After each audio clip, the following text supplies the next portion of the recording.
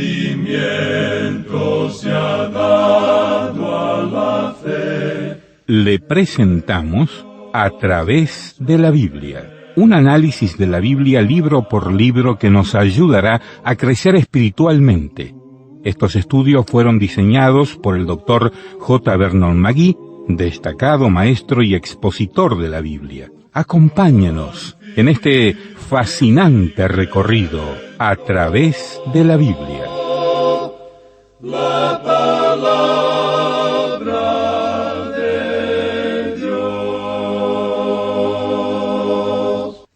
Me da gusto saludarles y estar con ustedes otra vez. Para mí es un privilegio.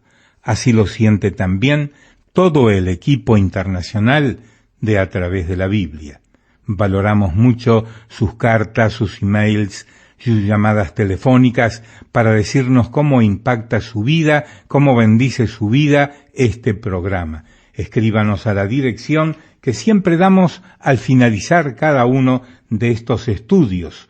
También puede usar el correo electrónico atv@transmundial.org. Bien, en la jornada de hoy vamos a seguir avanzando en el estudio del libro de los Hechos de los Apóstoles. Hoy entramos al capítulo número 7 y veremos todo el capítulo comenzando en el verso número 1 y avanzaremos hasta el verso número 60. Un buen recorrido hoy con nuestro imaginario autobús bíblico. Hechos 7:1 hasta el verso número 60. Una carta que me llegó desde San Justo, Argentina, la escribió Antonio Goyosa. Dice: con enorme gratitud y honor les escribo. Recuerdo mis años de adolescente cuando mi padre escuchaba Radio Transmundial en la década del 70, y hoy, después de tantos años, volver a encontrarlos a través de Radio Concepto BBN AM 730 en Buenos Aires, donde los escucho desde hace 4 años todas las mañanas y aprendo tanto de la Biblia y el crecimiento espiritual que tan necesario es para estos tiempos. Redescubrí el programa gracias al escuchar la radio en forma diaria y desde entonces no me pierdo la programación, dice Antonio desde San Justo, Argentina. Gracias por este lindo testimonio. Vamos a orar. Ahora, Señor, nos encomendamos a ti, en el nombre de Jesús. Amén. Continuando hoy nuestra marcha por el libro de los Hechos, llegamos al capítulo 7. En este capítulo tenemos la defensa de Esteban y su martirio.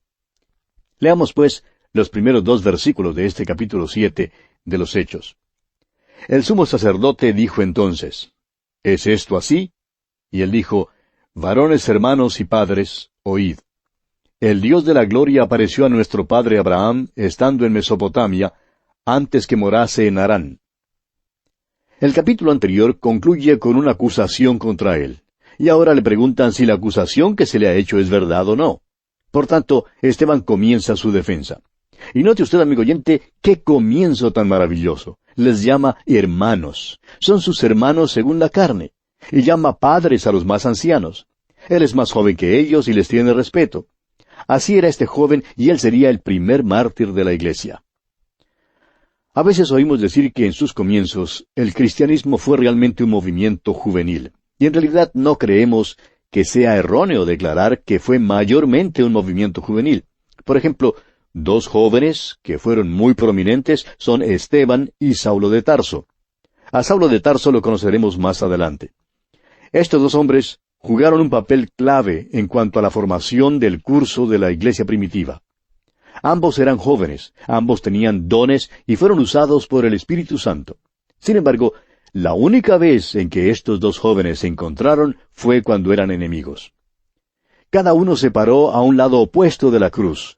La cruz separó a Esteban y a Saulo de Tarso tan verdaderamente como separó a los 2 ladrones que fueron crucificados con Jesús. El apóstol Pablo sabía lo que decía cuando en su primera epístola a los Corintios, capítulo 1, versículo 18, dijo, «Porque la palabra de la cruz es locura a los que se pierden, pero a los que se salvan, esto es a nosotros, es poder de Dios». Cuando Saulo vio a Esteban, él creía que se trataba de alguna tontería. Creía al comienzo que Esteban era algún loco, pero ya hablaremos de esto más adelante. Esta defensa de Esteban aquí constituye un golpe maestro. Él hace un recuento de la historia de la nación, comenzando con Abraham. Allí es donde comienza la historia de la nación de Israel. No va más atrás de Abraham. Esteban, pues, principia con Abraham, un hombre de fe. Y aunque en esta historia encontramos la oposición y la rebelión de la nación contra Dios, siempre quedaba un grupo de creyentes, es decir, un remanente. Y hoy en día ocurre lo mismo, amigo oyente. En la iglesia organizada, en la iglesia visible, la cual usted y yo podemos ver, hay siempre un remanente. En la iglesia visible no todos son verdaderos creyentes. Algunos quizá pregunten, ¿cree usted que fulano de tal sea cristiano? La respuesta es que aunque asiste a la iglesia, es posible que no sea cristiano. Y así como en la nación de Israel había un remanente, así también en la iglesia visible hay un pequeño remanente de verdaderos creyentes. Eso todavía es cierto aún en el día de hoy. Abraham fue un hombre de fe, creyó a Dios y obedeció a Dios. La fe siempre conduce a la obediencia. Esteban comienza su discurso con Abraham cuando vivía en Mesopotamia en el valle del Tigris, Éufrates. Ese fue el lugar del pueblo natal de Abraham. Fue allí donde Dios lo llamó. Leamos ahora el versículo 3 de este capítulo 7 de los Hechos. Y le dijo, «Sal de tu tierra y de tu parentela, y ven a la tierra que yo te mostraré». Dios llamó a Abraham a salir de su hogar porque era un lugar de idolatría. Ahora los versículos 4 y 5 dicen, «Entonces salió de la tierra de los caldeos y habitó en Harán, y allí, muerto su padre, Dios le trasladó a esta tierra, en la cual vosotros habitáis ahora. Y no le dio herencia en ella, ni aun para asentar un pie, pero le prometió que se la daría en posesión, y a su descendencia después de él, cuando él aún no tenía hijo». Como ya dijimos, Esteban está presentando un relato de la vida de Abraham, y describe aquí el comienzo de la fe de Abraham. Dios le había prometido un hijo, y le había prometido también la tierra, pero no tenía ni lo uno ni lo otro. Sin embargo, Abraham creyó a Dios. Continuemos con los versículos 6 al 8 de este capítulo 7 de los Hechos. Y le dijo Dios así, que su descendencia sería extranjera en tierra ajena, y que los reducirían a servidumbre, y los maltratarían por 400 años. Mas yo juzgaré, dijo Dios, a la nación de la cual serán siervos, y después de esto saldrán y me servirán en este lugar. Y le dio el pacto de la circuncisión, y así Abraham engendró a Isaac, y le circuncidó al 8º día, e Isaac a Jacob, y Jacob a los 12 patriarcas. Y Esteban prosigue desde Abraham hasta el período patriarcal. Habla de los hermanos de José, quienes fueron motivados por envidia y odio. Cuenta cómo vendieron a José a la esclavitud en Egipto y cómo Dios venció y usó a José para salvarlos. Lo que tenemos realmente es la interpretación del Espíritu Santo del Antiguo Testamento. Eso es lo que hace que esta sección aquí sea una sección especialmente notable. Continuemos ahora con los versículos 9 hasta el 16. Los patriarcas, motivados por envidia, vendieron a José para Egipto, pero Dios estaba con él. Y le libró de todas sus tribulaciones, y le dio gracia y sabiduría delante de Faraón, rey de Egipto, el cual lo puso por gobernador sobre Egipto y sobre toda su casa. Vino entonces hambre en toda la tierra de Egipto y de Canaán, y grande tribulación, y nuestros padres no hallaban alimentos. Cuando oyó Jacob que había trigo en Egipto, envió a nuestros padres la primera vez, y en la segunda, José se dio a conocer a sus hermanos, y fue manifestado a Faraón el linaje de José. Y enviando a José, hizo venir a su padre Jacob, y a toda su parentela, en número de 75 personas. Así descendió Jacob a Egipto, donde murió él, y también nuestros padres. Los cuales fueron trasladados a Siquem y puestos en el sepulcro que a precio de dinero compró Abraham de los hijos de Amor en Siquem. Ahora Esteban llega a otro período en la historia de esta nación, y les hace recordar de su liberación de Egipto. Dios encargó a Moisés como el libertador, y muestra que en el principio los hijos de Israel rehusaron seguir a Moisés, y que Moisés tuvo dificultad con ellos por todo el camino. Continuemos con los versículos 17 hasta el 21. Pero cuando se acercaba el tiempo de la promesa que Dios había jurado a Abraham, el pueblo creció y se multiplicó en Egipto, hasta que se levantó en Egipto otro rey que no conocía a José. Este rey, usando de astucia con nuestro pueblo, maltrató a nuestros padres, a fin de que expusiesen a la muerte a sus niños para que no se propagasen. En aquel mismo tiempo nació Moisés y fue agradable a Dios, y fue criado 3 meses en casa de su padre. Pero siendo expuesto a la muerte, la hija de Faraón le recogió y le crió como a hijo suyo. Los comentarios que Esteban añade confirman algunas de las cosas que ya dijimos cuando estudiamos acerca de Moisés. Moisés seguramente habría sido el próximo Faraón. La hija de Faraón lo crió como su propio hijo. Es que Faraón no tenía hijos, y por tanto a Moisés le habría correspondido la sucesión del trono. Ahora el versículo 22 dice, «Y fue enseñado Moisés en toda la sabiduría de los egipcios, y era poderoso en sus palabras y obras». Moisés fue criado en medio de la sabiduría de los egipcios. Habían desarrollado las matemáticas, la química, la ingeniería, la arquitectura y la astronomía.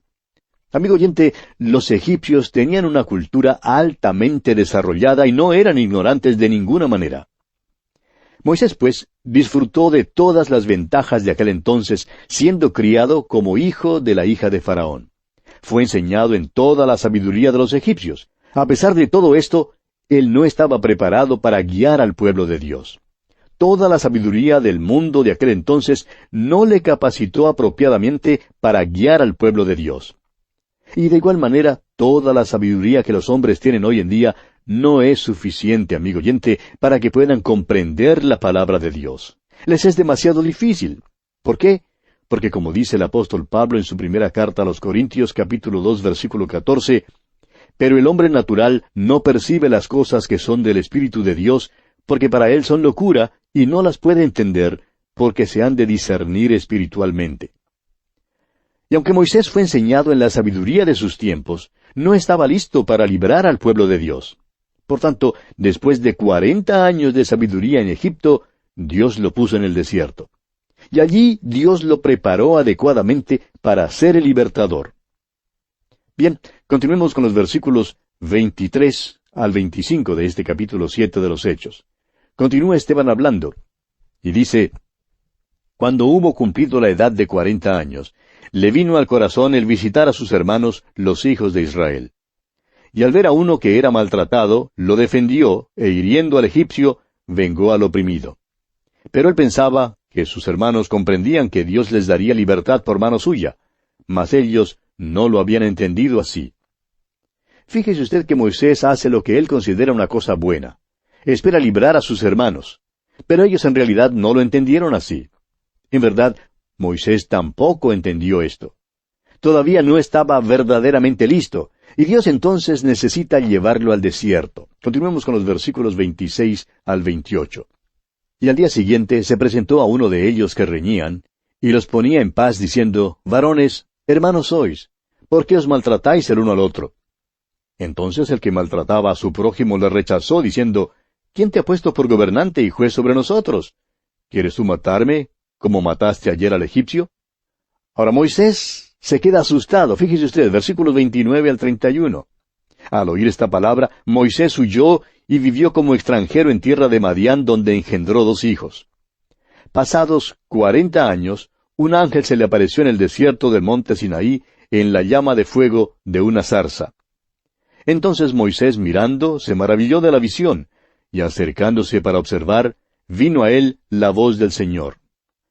Moisés había querido librar a los hijos de Israel, pero no estaba preparado para librarlos, y los israelitas tampoco estaban preparados para aceptarlo como libertador. Ahora Dios lo llama para ser libertador. Leamos los versículos 32 al 34 de este capítulo 7 de los Hechos. «Yo soy el Dios de tus padres, el Dios de Abraham, el Dios de Isaac y el Dios de Jacob». Y Moisés, temblando, no se atrevía a mirar. Y le dijo el Señor, quita el calzado de tus pies, porque el lugar en que estás es tierra santa. Ciertamente he visto la aflicción de mi pueblo que está en Egipto, y he oído su gemido, y he descendido para librarlos. Ahora pues, ven, te enviaré a Egipto. Dios le dijo a Moisés que él había oído su queja. Él vio su necesidad. Fue por eso que los libró. Y fue por la misma causa, amigo oyente, que proveyó un Salvador para nosotros, para usted y para mí. No fue porque nosotros seamos unas personas tan buenas. No miró aquí abajo diciendo, son tan amables allá que tengo que descender para salvarlos. Son tan dulces y tan bondadosos, tan amantes y tan fieles. De ninguna manera, amigo oyente. Dios miró aquí abajo y no vio nada sino a pecadores contaminados y podridos realmente. Todos estábamos perdidos en iniquidad, pero nos amó a pesar de nuestra condición tan desagradable y fea. Esa es la explicación. Ahora el versículo 35 de los Hechos, capítulo 7, dice, a este Moisés, a quien habían rechazado diciendo, ¿quién te ha puesto por gobernante y juez? A éste lo envió Dios como gobernante y libertador por mano del ángel que se le apareció en la zarza. Notará usted el énfasis que se pone sobre el ministerio de los ángeles en la vida de la nación de Israel. Notará también que el ministerio de los ángeles es prominente a través de toda su historia. La ley misma fue dada por medio del ministerio de los ángeles. Dios dio la ley a Moisés por medio del ministerio de ángeles. Oímos hablar mucho acerca de los ángeles en el tiempo de la Navidad. ¿A quiénes se dirigieron los ángeles? ¿Y para qué? Bueno, tenían un mensaje para el pueblo de Israel, para María, para José, para Zacarías y para los pastores. Dios no está enviando mensajes por medio de los ángeles durante este período de la iglesia. Pero los ángeles sí se aparecieron y trajeron mensajes de Dios para los miembros de la nación de Israel. Y ahora Esteban sigue describiendo las experiencias en el desierto. Continuemos con los versículos 36 al 39 de este capítulo 7 de los Hechos. Este los sacó, habiendo hecho prodigios y señales en tierra de Egipto, y en el Mar Rojo, y en el desierto por 40 años. Este Moisés es el que dijo a los hijos de Israel, Profeta os levantará el Señor vuestro Dios de entre vuestros hermanos como a mí, a él oiréis. Este es aquel Moisés que estuvo en la congregación en el desierto con el ángel que le hablaba en el monte Sinaí y con nuestros padres, y que recibió palabras de vida que darnos. Al cual nuestros padres no quisieron obedecer, sino que le desecharon, y en sus corazones se volvieron a Egipto. Ahora Israel no se volvió a Egipto en un sentido físico ni material, pero en sus corazones se volvieron a Egipto muchas veces. De la misma manera hoy en día, hay quienes dicen que deploran ciertos pecados del mundo y los pecados de la carne. Siempre es tan fácil señalar con el dedo a otros, condenándolos por su pecado. Podemos alegar, como aquel fariseo que se jactaba de no vivir como el miserable publicano, de que no vivimos como viven ellos. Pero hay ciertas preguntas que debemos hacernos, amigo oyente. ¿Me gustaría a mí vivir así? ¿Dónde está mi corazón? Israel, pues, se volvió a Egipto en su corazón. No querían salir al desierto.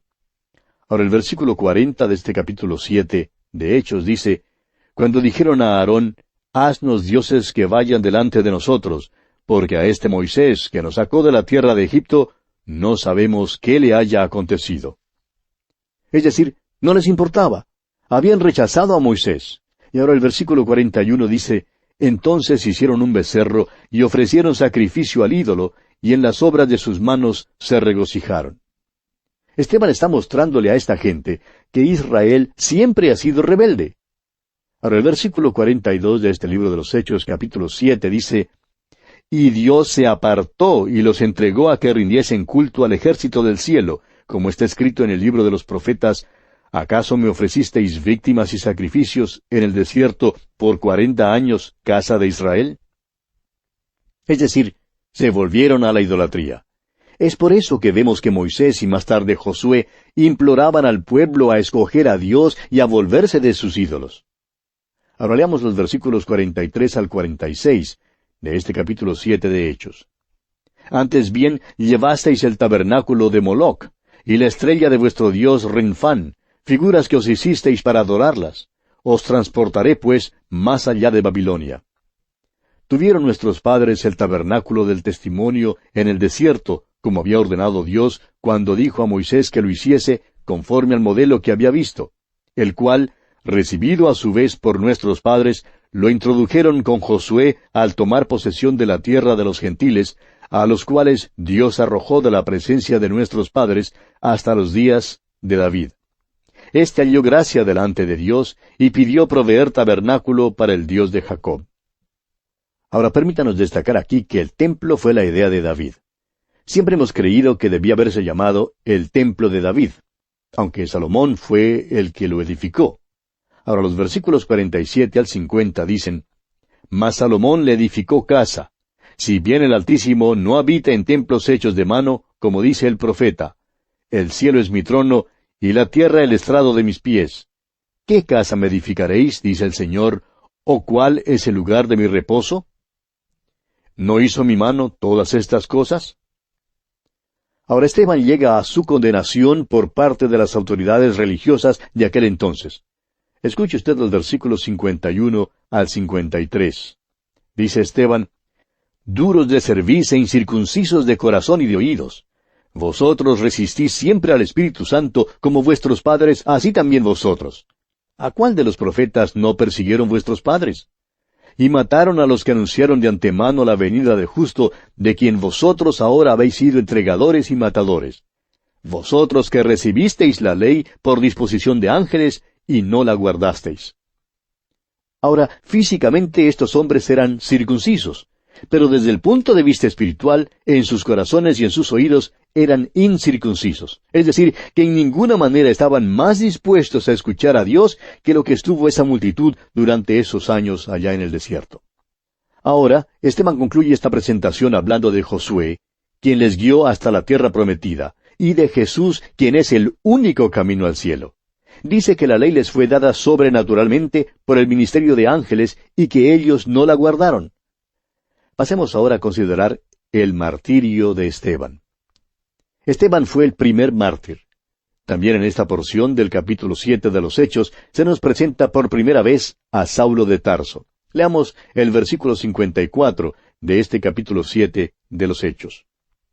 Oyendo estas cosas, se enfurecían en sus corazones y crujían los dientes contra él. Fíjese usted, cómo odiaban a Esteban por hablar lo que hablaba. Versículo 55 ahora.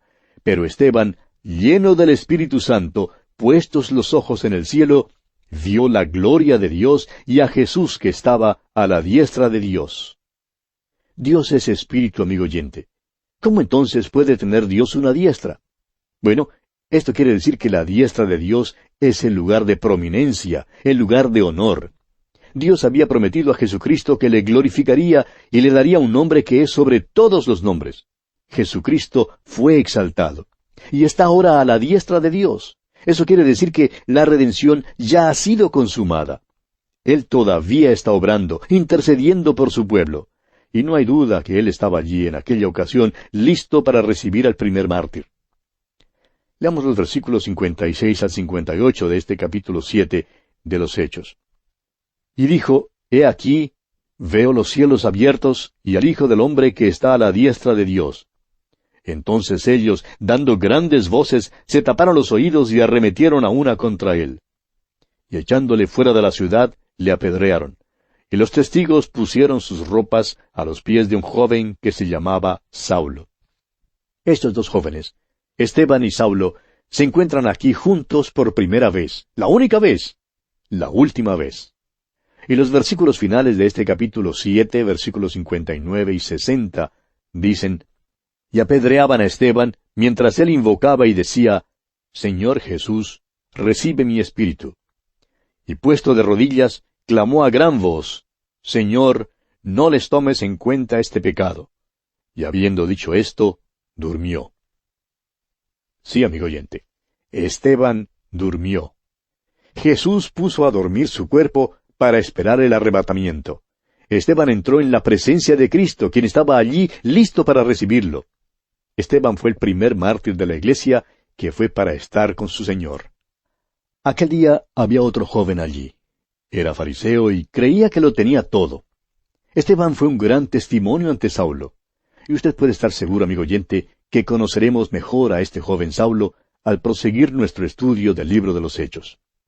En nuestro próximo programa, Dios mediante, comenzaremos a estudiar el capítulo 8 de los Hechos, donde tenemos la conversión del eunuco etíope. Será hasta entonces, amigo oyente, que Dios le bendiga en gran manera.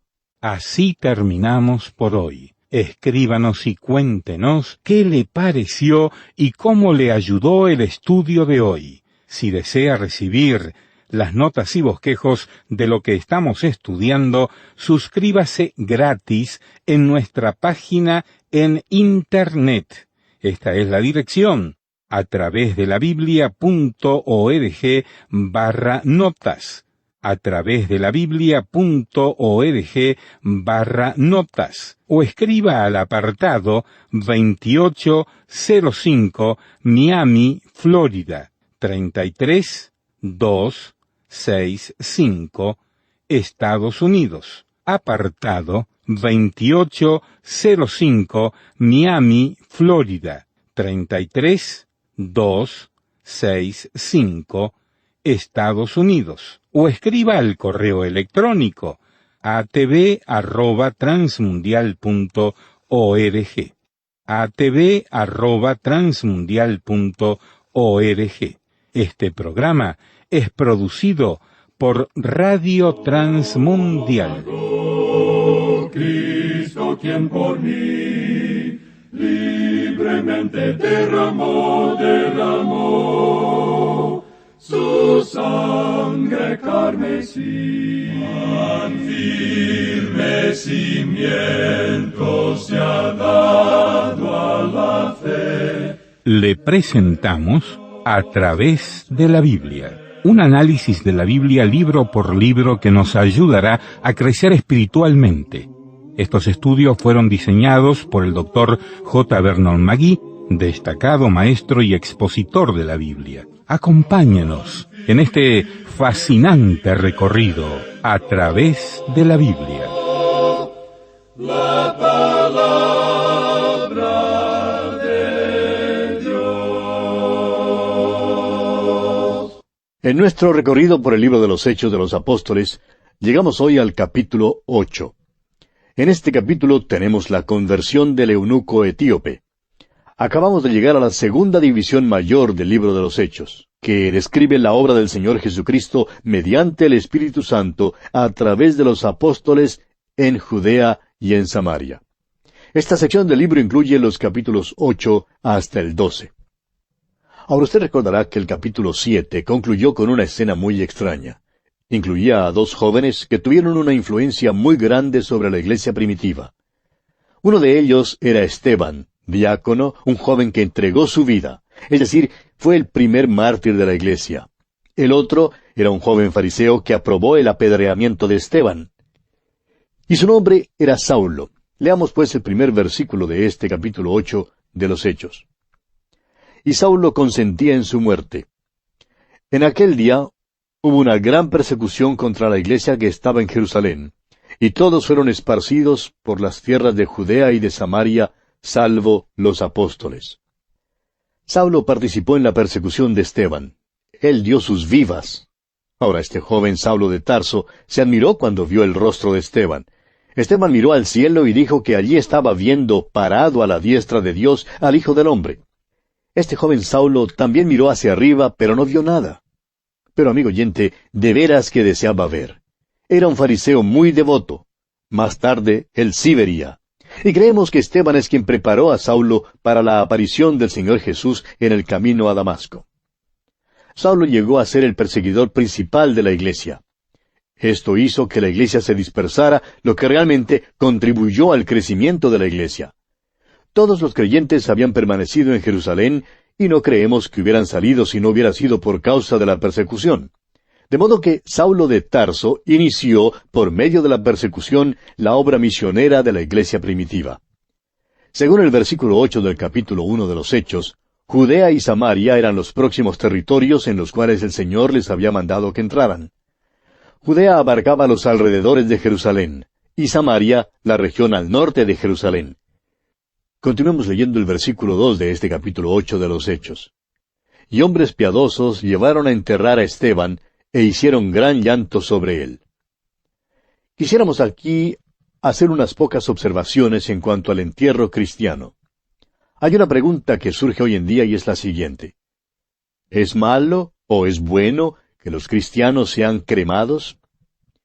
No hay nada en toda la Biblia en contra de la cremación. Nadie perderá su salvación al ser cremado. Sin embargo, el método de entierro para un cristiano es como el sembrar una semilla, es como poner el cuerpo en un hotel para que pueda dormir.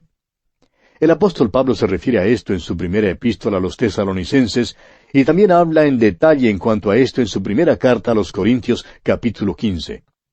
Uno no quema la semilla antes de sembrarla.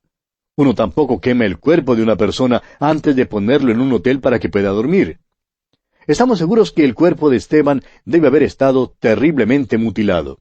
Aún así, dice que los hermanos creyentes lo llevaron tiernamente y lo pusieron en la tierra, así como usted sembraría una semilla. Esteban ya se había ido a la presencia de Cristo, quien le estaba esperando, pero su cuerpo entró en la tierra y se quedará allí hasta cuando sea levantado nuevamente. El apóstol Pablo dice en su primera carta a los Corintios, capítulo 15, versículos 42 al 44, lo siguiente. Así también es la resurrección de los muertos. Se siembra en corrupción, resucitará en incorrupción. Se siembra en deshonra, resucitará en gloria. Se siembra en debilidad, resucitará en poder. Se siembra cuerpo animal, resucitará cuerpo espiritual. Ahora no podemos ver cómo la cremación manifiesta esta idea. Creemos que la descripción de un verdadero entierro cristiano debe ser más acorde con la idea de sembrar una semilla. Hay quienes protestan que no tenemos más espacio para enterrar. Amigo oyente, esta vieja tierra ya ha recibido cuerpos por miles de años y todavía hay cupo para más. Allá en el libro de los Proverbios, capítulo 30, versículos 15 y 16 leemos, «Tres cosas hay que nunca se sacian. Aun la cuarta nunca dice basta. El Seol, la matriz estéril, la tierra que no se sacia de aguas, y el fuego que jamás dice basta». Volviendo ahora al capítulo 8 de los Hechos, leamos el versículo 3. «Y Saulo asolaba la iglesia, y entrando casa por casa, arrastraba a hombres y a mujeres, y los entregaba en la cárcel». Este era un joven lleno de celo. Recuerde que más tarde escribió de sí mismo en su carta a los Filipenses, capítulo 3, versículo 6, diciendo, «En cuanto a celo, perseguidor de la iglesia». Y vemos aquí el efecto de la persecución, efecto que siempre ha sido el mismo. En realidad no estorbó a la iglesia, sino que adelantó la obra de la iglesia. Pues según lo vemos en el versículo siguiente, versículo 4 del capítulo 8 de este libro de los Hechos, dice, «Pero los que fueron esparcidos iban por todas partes anunciando el Evangelio». Más tarde, el apóstol Pablo daría este mismo tipo de testimonio después que fuese echado en la cárcel de Roma. Allá en su carta a los Filipenses, capítulo 1, versículo 12, escribió, «Quiero que sepáis, hermanos, que las cosas que me han sucedido han redundado más bien para el progreso del Evangelio». No creemos que la iglesia puede ser dañada desde afuera. Puede ser dañada desde adentro, como veremos más tarde en este capítulo. Ahora se nos presenta a Felipe, el segundo diácono, aquel que Dios usó de una manera maravillosa. Ahora, Felipe llegó a ser un testigo en el extranjero, después de la muerte de Esteban. Y esto ya lo vemos en el versículo 5. Leamos el versículo 5. Entonces Felipe, descendiendo a la ciudad de Samaria, les predicaba a Cristo. El Señor Jesús había dicho que debían serle testigos en Jerusalén y en Judea y en Samaria. Ahora vemos que la palabra va hasta Samaria. Continuemos con el versículo 6. Y la gente, unánime, escuchaba atentamente las cosas que decía Felipe, oyendo y viendo las señales que hacía. Usted recordará que Esteban había ejercido dones junto con señales, y ahora vemos que a Felipe le fueron dados aquellos mismos dones. Ahora todos no los tenían. Fueron dados a los que ocupaban puestos de autoridad, a quienes llevaban la palabra de Dios al mundo. Llegó el día cuando aquellos dones acompañados de señales desaparecieron. Desaparecieron después de los tiempos de los apóstoles, cuando el canon de la Escritura fue completado y establecido. La doctrina es establecida por medio de las Escrituras. Los dones, junto con las señales, ya no son necesarias para vindicar la verdad y la autoridad de las Escrituras. Continuemos con los versículos 7 y 8 de este capítulo 8 de los Hechos. Porque de muchos que tenían espíritus inmundos, salían éstos dando grandes voces, y muchos paralíticos y cojos eran sanados. Así que había gran gozo en aquella ciudad. El Evangelio ha llegado ahora a Samaria. Felipe fue bien recibido en Samaria, y allí el Evangelio trajo gran gozo. ¿Quién lo hubiera creído? Veremos ahora que la iglesia está creciendo rápidamente. Pero como resultado de este movimiento popular, había quienes, aunque no eran creyentes de ninguna manera, se asociaban con la iglesia. En realidad eran inconversos, pero hacían una profesión de fe. Y conoceremos ahora a uno de estos. Leamos el versículo 9 de este capítulo 8 de los Hechos. Pero había un hombre llamado Simón, que antes ejercía la magia en aquella ciudad, y había engañado a la gente de Samaria, haciéndose pasar por algún grande. Este hombre alegaba tener un don que era acompañado de señales, y esto, claro, lo estableció como un gran personaje. Y notamos que pasa lo mismo hoy en día. Si alguien alega ser un sanador de fe, créanos, amigo oyente, que eso coloca a esa persona en una clase especial. Ahora puede ser que algunos declaren que los sanadores de fe son personas muy humildes, pero tememos que la humildad sea para ellos algo que se pueda poner o quitar como un vestido. La humildad, amigo oyente, no se manifiesta en las reuniones donde una persona supuestamente esté sanando a los enfermos y alegando que él o ella es la única persona por allí que tiene ese don. Eso no es humildad. Eso es decir que usted es algún grande. Y eso es lo que hacía Simón el mago. Continuemos con los versículos 10 y 11 de este capítulo 8 de los Hechos. A este oían atentamente todos, desde el más pequeño hasta el más grande, diciendo, «Este es el gran poder de Dios». Y le estaban atentos porque con sus artes mágicas les había engañado mucho tiempo. Estos hombres creían que Simón el mago era como un dios. Y lo mismo que esa gente, hay muchos hoy en día que son engañados. Amigo oyente, no sea usted engañado por algún hombre, ni por su poder. Aun si un hombre está predicando la palabra de Dios, no mire al hombre. Mire a la palabra de Dios y compruebe si la está presentando con exactitud. Mire a Dios, vuélvase a Él. Cuando quitamos los ojos del Señor Jesucristo, amigo oyente, entonces ponemos los ojos en el hombre. Y eso es lo que pasó en Samaria. Ahora leamos el versículo 12. Pero cuando creyeron a Felipe, que anunciaba el Evangelio del reino de Dios y el nombre de Jesucristo, se bautizaban hombres y mujeres. Felipe predicó el Evangelio en Samaria y muchos hombres y mujeres creyeron. Simón se encontró con Felipe y al parecer hizo una profesión de fe bajo el ministerio de Felipe. Creemos que Simón es el primer estafador religioso en la iglesia, pero no el último.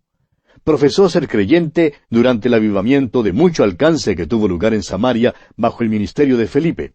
Cumplió todo el ritual externo. Profesó creer, pero no entró en la fe salvadora. Fue bautizado y llegó a ser amigo de Felipe. Ahora el versículo 13 dice, «También creyó Simón mismo, y habiéndose bautizado, estaba siempre con Felipe. Y viendo las señales y grandes milagros que se hacían, estaba atónito». A este Simón se le mostró el camino de Jesucristo y se quedó impresionado. Sin embargo, no se convirtió. Ahora fíjese usted que hay otros también que se dicen ser creyentes y que profesan, pero que no son salvos, no han renacido. Tienen un conocimiento solo intelectual, es decir, solo mental, y acompañan a los otros hermanos, pero en realidad no son salvos. Estos quizás hasta han sido bautizados con agua, pero no han sido bautizados con el Espíritu Santo. Hay muchos hoy en día, así como Simón el mago, amigo oyente. Recibimos muchas cartas de amigos radioescuchas que nos cuentan que desde que han estado estudiando la Biblia, mediante nuestro programa A Través de la Biblia, han comenzado a examinar su fe. Muchos se han dado cuenta que han estado simplemente siguiendo o acompañando a otro, pero que ellos mismos no habían sido convertidos en verdad.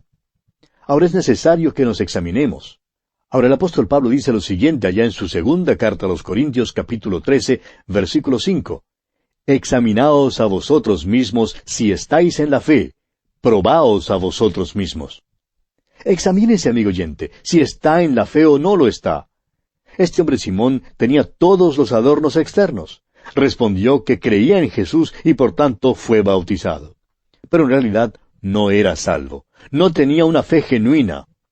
Leamos los versículos 14 al 16 de este capítulo 8 de los Hechos. Cuando los apóstoles que estaban en Jerusalén oyeron que Samaria había recibido la palabra de Dios, enviaron allá a Pedro y a Juan, los cuales, habiendo venido, oraron por ellos para que recibiesen el Espíritu Santo. Porque aún no había descendido sobre ninguno de ellos, sino que solamente habían sido bautizados en el nombre de Jesús. Cuando los apóstoles se enteraron de que había un gran movimiento del Espíritu en Samaria, enviaron a Pedro y a Juan para verificarlo, y hallaron una gran compañía de creyentes que profesaban, pero que no habían sido renacidos realmente, no habían sido bautizados con el Espíritu Santo. El Espíritu de Dios no moraba en ellos, no eran salvos. Habían cumplido una ceremonia externa, y amigo oyente, el cumplir una ceremonia no le hará cristiano. Vemos aquí que a Simón, por ejemplo, le gustó la idea de hacer milagros. Ahora leamos el versículo 17. Entonces les imponían las manos y recibían el Espíritu Santo. Es posible que Felipe no hubiera explicado todos los hechos y las condiciones del Evangelio. Puede ser que ellos no los hubieran aceptado. En todo caso, ahora son traídos a una compañía con los apóstoles. Ahora creen al Evangelio y creen en el Señor Jesucristo. Y ahora el Espíritu de Dios ha entrado en ellos. Creemos que es necesario considerar esto a la luz de su medio circundante histórico. La comisión fue dada a los apóstoles de que abrieran cada nueva región al Evangelio. En el día de Pentecostés, el Evangelio fue proclamado en Jerusalén. Ahora Pedro y Juan debían llevarlo a Samaria y a Judea. El apóstol Pablo sería el apóstol a los gentiles. Dios lo planeó de tal manera que un apóstol abriría cada nueva región del mundo a la predicación del Evangelio. Jesús les había mandado que hicieran eso. Y ahora lo vemos cumpliéndose aquí en Samaria. Leamos ahora los versículos 18 y 19 de este capítulo 8 de los Hechos. Cuando vio Simón que por la imposición de las manos de los apóstoles se daba el Espíritu Santo, les ofreció dinero, diciendo, «Dadme también a mí este poder, para que cualquiera a quien yo impusiera las manos reciba el Espíritu Santo». Simón el mago quería pagar por el don. ¿Por qué? Porque este hombre era un estafador religioso. Quería emplearlo para ganancia propia. ¿Cuántas alegaciones similares son hechas hoy en día, amigo oyente? Alegan que grandes milagros se hacen en sus reuniones y humildemente dicen que ellos no tienen nada que ver con esos milagros. Si es así, ¿por qué pues permiten seguir con esta clase de engaño? En realidad, la palabra que se usa aquí es hechizar. Engañan a la gente por hechizo. Hoy en día, amigo oyente, hay estafadores religiosos también que engañan a multitudes de personas. Y esto es lo que daña a la iglesia. La persecución de afuera no dañó a la iglesia, dispersó a la iglesia y en realidad ayudó para el adelanto del Evangelio.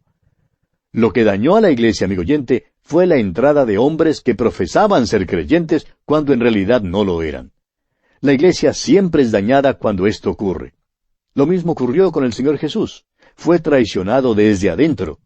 Uno de sus propios discípulos lo traicionó. Su propia nación lo traicionó al Imperio Romano. El Imperio Romano le crucificó. Y todavía ocurre lo mismo en el día de hoy. La iglesia es traicionada desde adentro.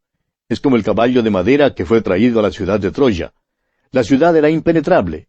Era invulnerable hasta cuando el caballo de Troya se metió adentro. El diablo principió por perseguir a la iglesia luchando contra ella desde afuera, y descubrió que no tenía éxito. La persecución simplemente esparcía el Evangelio. Entonces decidió principiar su trabajo por dentro, y allí es donde se puede meter y hacerle verdadero daño. ¿Cuántos pastores pueden testificar de esto hoy en día? Estamos seguros que hay hermanos que nos están escuchando hoy que dicen un amén a lo que estamos diciendo. Bien, continuemos con los versículos 20 y 21 de este capítulo 8 de los Hechos. Entonces Pedro le dijo, «Tu dinero perezca contigo, porque has pensado que el don de Dios se obtiene con dinero. No tienes tú parte ni suerte en este asunto, porque tu corazón no es recto delante de Dios». Es por esto que dijimos que este hombre no se había convertido. Simón Pedro declara que su corazón no era recto delante de Dios. No es convertido. Su gran interés es el dinero, amigo oyente. Eso era lo que le importaba a este hombre. Ahora los versículos 22 y 23 dicen, «Arrepiéntete pues de esta tu maldad, y ruega a Dios, si quizás te sea perdonado el pensamiento de tu corazón. Porque en hiel de amargura y en prisión de maldad veo que estás». No se lo puede decir más claro que esto, amigo oyente. Simón Pedro lo dice con toda claridad. Y ahora observe usted lo que ocurre aquí en el versículo 24. Respondiendo entonces Simón dijo, Rogad vosotros por mí al Señor, para que nada de esto que habéis dicho venga sobre mí. Ahora Simón no pide ser salvado. Fíjese usted que no ora que sea salvado. Simplemente no quiere que ninguna de estas cosas le pasen. Ahora no somos jueces, pero no creemos que este hombre jamás fue salvo. Continuemos con el versículo 25. Y ellos, habiendo testificado y hablado la palabra de Dios, se volvieron a Jerusalén, y en muchas poblaciones de los samaritanos anunciaron el Evangelio. El Evangelio principia su viaje hasta lo último de la tierra. La iglesia principió en Jerusalén. Los apóstoles estaban allí, y una iglesia se estableció allí. Pronto el centro de operaciones se cambiaría a Antioquía. Más tarde se cambiaría a Éfeso. Luego se cambiaría a Alejandría y más tarde a Roma. Ahora, hoy en día, no creemos que haya ningún centro en particular para la iglesia. Ha salido hasta lo último de la tierra. Ahora creemos que uno de los vehículos más eficientes para hacer que el Evangelio llegue hasta lo último de la tierra es la radio. Claro que es un método mecánico. Es muy probable que hayamos fallado en cuanto a nuestras relaciones personales los unos con los otros.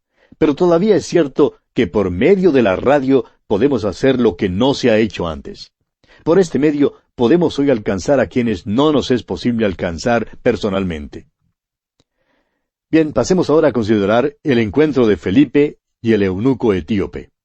Llegamos ahora a una nueva sección de este capítulo 8 de los Hechos y también a otra parte del ministerio de Felipe. El Evangelio había ido hasta Samaria, y había muchos verdaderos creyentes como resultado de la predicación del Evangelio. Pero también vimos que fue en Samaria donde la maldad entró en la iglesia por medio de Simón el Mago. De modo que por medio de contraste con Simón el Mago, llegamos ahora a la experiencia de Felipe con el eunuco etíope. Este hombre fue guiado a Cristo y su fe sí fue genuina. Llegó a ser un maravilloso hombre de Dios. Leamos ahora el versículo 26 de este capítulo 8 de los Hechos.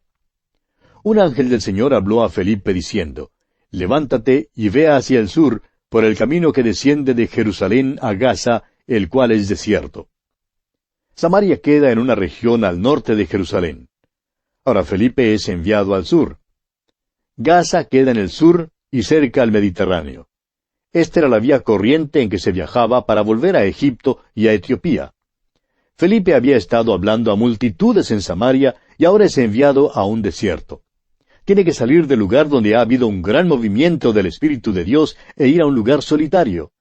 Sin embargo, cuando llega allí, descubre que Dios tiene a alguien allí a quien él debe testificar. Leamos los versículos 27 y 28 de este capítulo 8 de los Hechos. Entonces él se levantó y fue.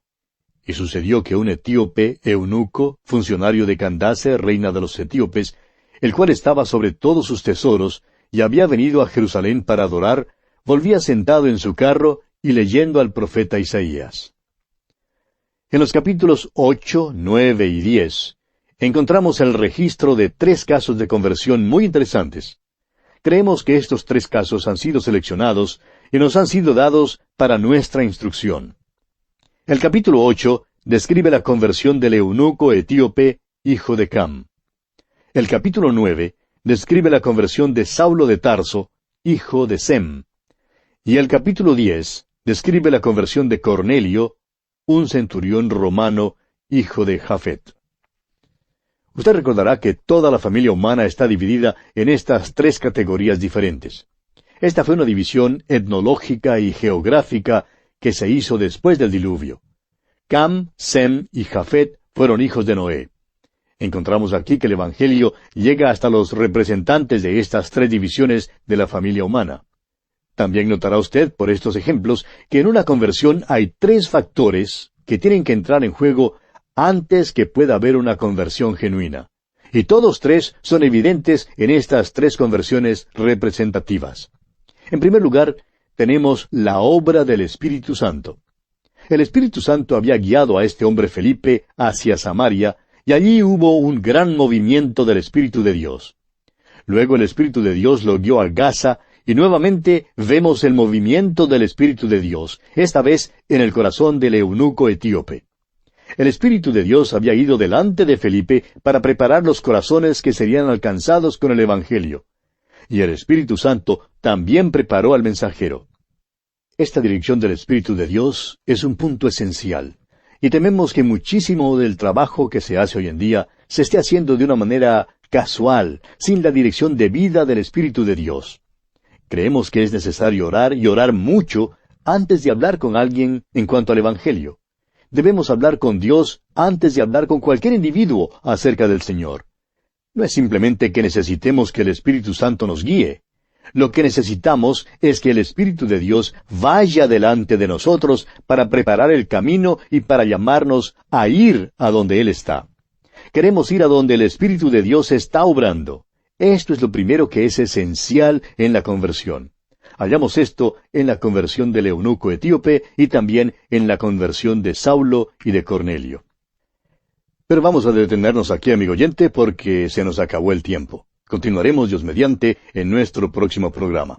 Hasta entonces, pues, que Dios le bendiga abundantemente. Así terminamos por hoy. Escríbanos y cuéntenos qué le pareció y cómo le ayudó el estudio de hoy. Si desea recibir las notas y bosquejos de lo que estamos estudiando, suscríbase gratis en nuestra página en Internet.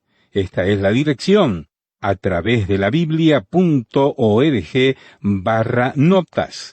A través de la biblia.org/notas. O escriba al apartado 2805 Miami, Florida, 33265, Estados Unidos. Apartado 2805 Miami, Florida, 33265, Estados Unidos. O escriba al correo electrónico atv@transmundial.org. atv@transmundial.org. Este programa es producido por Radio Transmundial. Cristo, quien por mí libremente derramó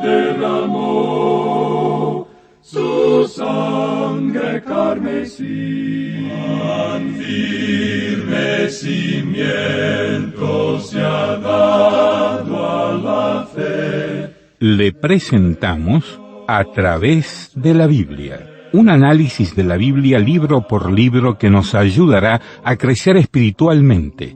Estos estudios fueron diseñados por el Dr. J. Vernon McGee, destacado maestro y expositor de la Biblia. Acompáñenos en este fascinante recorrido a través de la Biblia.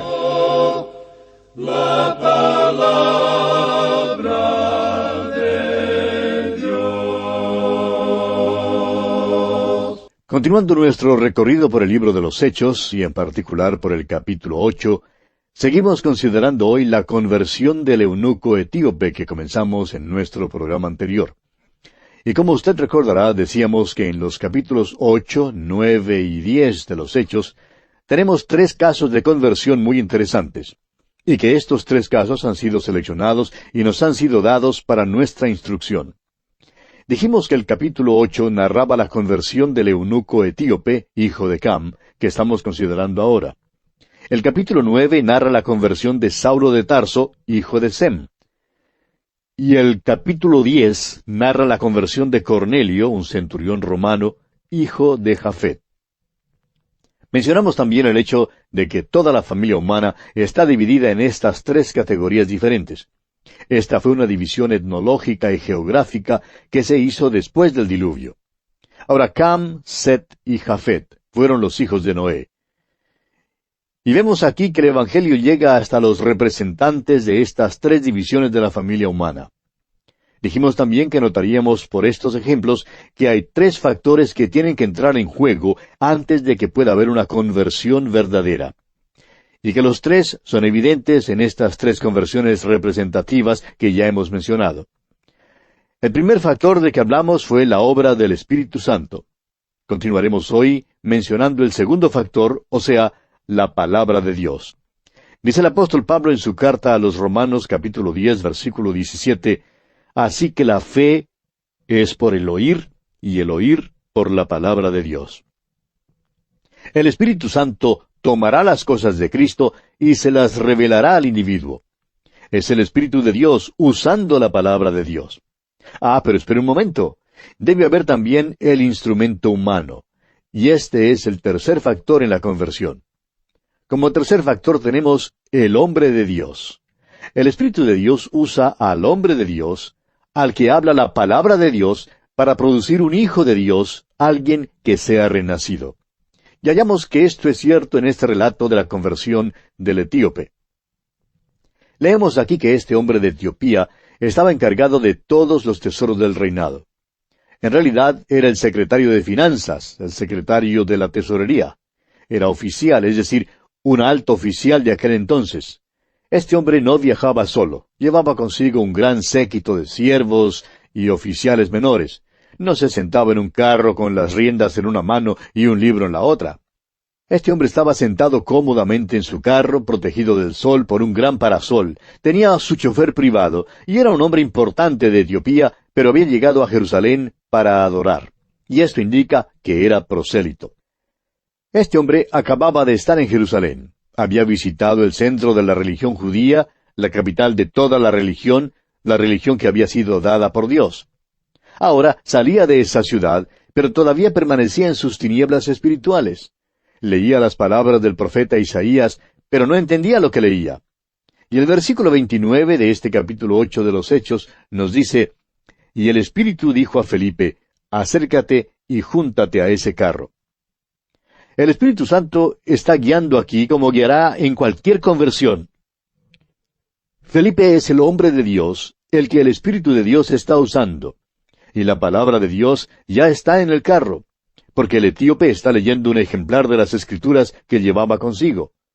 Ahora el versículo 30 nos dice, acudiendo Felipe, le oyó que leía al profeta Isaías y dijo, ¿pero entiendes lo que lees? Podemos imaginarnos esta escena.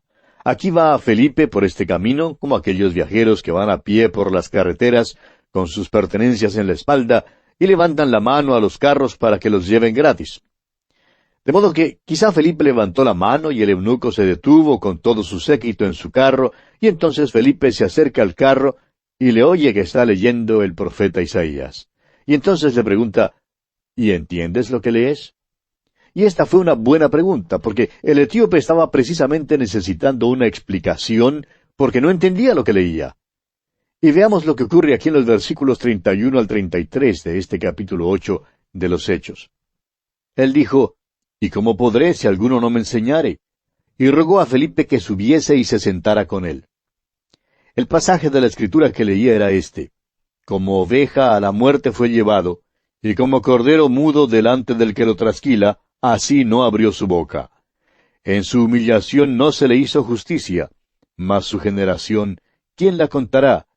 Porque fue quitada de la tierra su vida. Usted quizá reconocerá que este es el capítulo 53 de Isaías. Está leyendo los versículos 7 y 8. Es obvio que ha estado leyendo por algún rato, y también debe haber leído los versículos anteriores que dicen, despreciado y desechado entre los hombres, varón de dolores, experimentado en quebranto, y como que escondimos de él el rostro, fue menospreciado y no lo estimamos. Ciertamente llevó él nuestras enfermedades y sufrió nuestros dolores, y nosotros le tuvimos por azotado, por herido de Dios y abatido. Mas él herido fue por nuestras rebeliones, molido por nuestros pecados. El castigo de nuestra paz fue sobre él, y por su llaga fuimos nosotros curados. Todos nosotros nos descarriamos como ovejas, cada cual se apartó por su camino. Mas Jehová cargó en él el pecado de todos nosotros. Es obvio, pues, que el eunuco debió haber leído también estos versículos. Y dicen aquí los versículos 34 y 35 de este capítulo 8 de los Hechos, respondiendo el eunuco dijo a Felipe, te ruego que me digas, ¿de quién dice el profeta esto? ¿De sí mismo o de algún otro? Entonces Felipe, abriendo su boca y comenzando desde esta escritura, le anunció el Evangelio de Jesús. ¡Qué maravilloso lugar para comenzar, amigo oyente! Es que cuando el Espíritu de Dios guía, las cosas se revelan maravillosamente, ¿ve usted? Él tomará las cosas de Cristo y las pondrá en claro. Usará la palabra de Dios. No creemos que sea posible que las personas se conviertan solamente oyendo cantar un himno. El himno puede afectar emocionalmente a una persona y guiar la voluntad de esa persona para que haga una decisión por Cristo. Pero si la palabra de Dios no está en ello, no puede haber una verdadera conversión. Se requiere la palabra de Dios. ¿Cuán importante es eso? Bien, hemos visto ya cuán maravillosamente Dios usó a Simón Pedro en la conversión de multitudes de personas. Y Pedro lo expresa con claridad que la palabra de Dios es necesaria para una conversión. Él dice que una persona no puede ser renacida sin ella. Escuche usted lo que él dice allá en su primera epístola, capítulo 1, versículos 23 al 25. Dice el apóstol Pedro, siendo renacidos no de simiente corruptible, sino de incorruptible, por la palabra de Dios, que vive y permanece para siempre. Porque toda carne es como hierba, y toda la gloria del hombre como flor de la hierba. La hierba se seca, y la flor se cae, mas la palabra del Señor permanece para siempre. Y esta es la palabra que por el Evangelio os ha sido anunciada. Ahora, cuando el Espíritu de Dios usa la palabra de Dios, ¿qué pasa? Estos hombres estaban en el carro hablando acerca de la palabra de Dios. Felipe le estaba contando al eunuco acerca de Jesús. Y veamos lo que ocurre aquí en los versículos 36 y 37 de este capítulo 8 de los Hechos. Y, yendo por el camino, llegaron a cierta agua, y dijo el eunuco, aquí hay agua, ¿qué impide que yo sea bautizado? Felipe dijo, si crees de todo corazón, bien puedes. Y respondiendo dijo, creo que Jesucristo es el Hijo de Dios. Recuerde usted que Felipe había tenido una experiencia con Simón el mago allá en Samaria, y no quiere que el caso se repita. Por eso, cuando este hombre pide ser bautizado en agua, Felipe quiere estar seguro de que él cree de todo corazón. Y leemos en los versículos siguientes, versículos 38 y 39, y mandó parar el carro, y descendieron ambos al agua, Felipe y el eunuco, y le bautizó. Cuando subieron del agua, el Espíritu del Señor arrebató a Felipe, y el eunuco no le vio más, y siguió gozoso su camino. Dice aquí que Felipe fue arrebatado. Bueno, ya no era necesario que estuviera allí. Y el eunuco etíope siguió entonces su camino, y salió así de las páginas de la Escritura en su carro. Siguió gozoso su camino. Ahora, ¿qué le parece a usted, amigo oyente, este hombre etíope? ¿Sabe usted que la primera